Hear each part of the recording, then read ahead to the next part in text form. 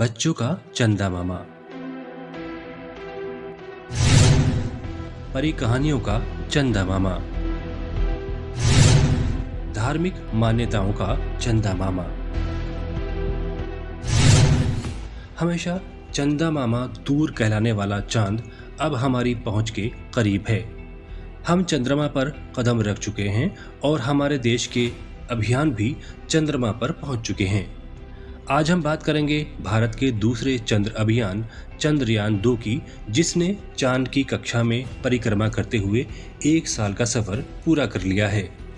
इस मौके पर भारतीय अंतरिक्ष एजेंसी इसरो ने मिशन से जुड़ा डेटा सेट जारी करते हुए बताया कि विक्रम लैंडर सॉफ्ट लैंडिंग में असफल होने के बावजूद ऑर्बिटर ने चंद्रमा के चारों ओर 4400 परिक्रमाएं पूरी कर ली हैं और सभी 8 ऑन बोर्ड इंस्ट्रूमेंट अच्छा प्रदर्शन कर रहे हैं।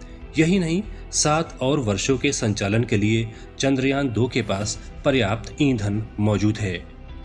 इसरो ने बताया कि ऑन बोर्ड 8 वैज्ञानिक पेलोड का बेहतर इस्तेमाल किया जा रहा है। इसका अर्थ ये है कि सूर्य की स्थिति के आधार पर चंद्रमा की सतह पर रोशनी पूरे वर्ष अलग अलग रहती है। इसलिए जब पारंपरिक इमेजिंग कैमरे खराब रोशनी के कारण तस्वीर नहीं ले पाते, तब इसरो चांद की तस्वीरें लेने और अध्ययन के लिए संबंधित उपकरणों का इस्तेमाल कर सकता है।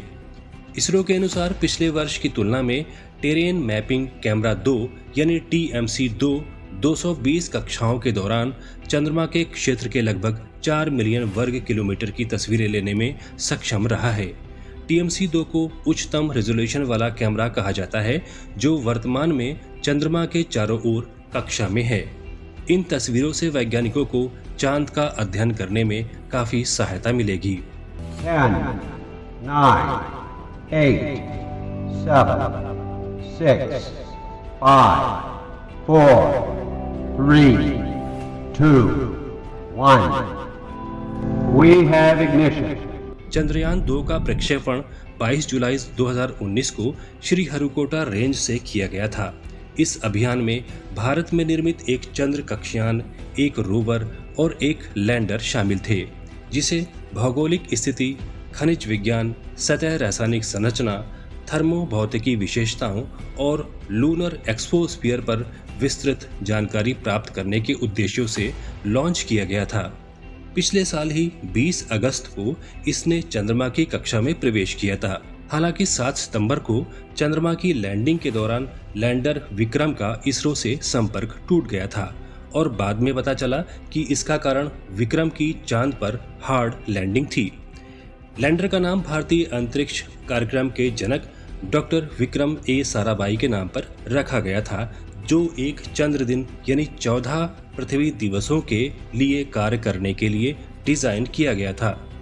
विक्रम के पास बयालू स्थित IDSN के साथ ऑर्बिटर और रोवर के साथ संवाद करने की क्षमता थी, लेकिन ये अपने काम को अंजाम नहीं दे पाया।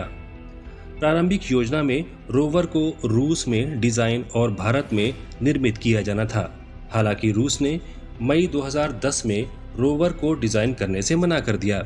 इसके बाद इसरो ने रोवर के डिजाइन और निर्माण खुद करने का फैसला किया। IIT कानपुर ने रोवर की 3 उप प्रणालियां विकसित कर डाली। इसमें पहले थी त्रिविम कैमरा आधारित 3D दृष्टि। इसका काम था चंद्र सतह पर रोवर के आसपास के इलाके की 3D तस्वीरें लेना। दूसरी थी काइनेटिक कर्षण नियंत्रण। इसके द्वारा रोवर को चंद्रमा की सतह पर चलने में सहायता करने के साथ अपने 6 पहियों पर स्वतंत्र रूप से काम करने की क्षमता प्रदान करना। तीसरी थी नियंत्रण और मोटर गतिशीलता, जिसका काम था रोवर के पहियों और कुल 10 बिजली के मोटरों को नियंत्रित करना। इस मिशन में स्पेस एप्लीकेशन सेंटर और फिजिकल रिसर्च लेबोरेटरी अहमदाबाद और अंतरिक्ष भौतिकी प्रयोगशाला तिरुअनंतपुरम ने भी अपने उपकरण विकसित करने में योगदान दिया था। भारत के पहले चंद्र मिशन चंद्रयान 1 को चंद्रमा की सतह पर बड़ी मात्रा में पानी और चांद की ध्रुवीय क्षेत्र में पानी बर्फ के संकेत खोजने का श्रेय जाता है। चंद्रयान 2 के बाद इसरो ने चंद्रयान 3 पर भी काम करना शुरू कर दिया है और इसके 2021-22 में लॉन्च होने की उम्मीद की जा रही है। भारत के भविष्य का गगनयान मिशन एक मानव मिशन होगा। आपको हमारे चैनल का ये एपिसोड कैसा लगा और आगे आप किन विषयों को देखना चाहते हैं, हमें कमेंट बॉक्स में जरूर बताएं। अगर आपको चैनल पसंद आया हो तो इसे सब्सक्राइब, लाइक और शेयर जरूर करें ताकि हम ज्ञान विज्ञान की नई नई जानकारियां इसी तरह आप तक पहुंचाते रहें।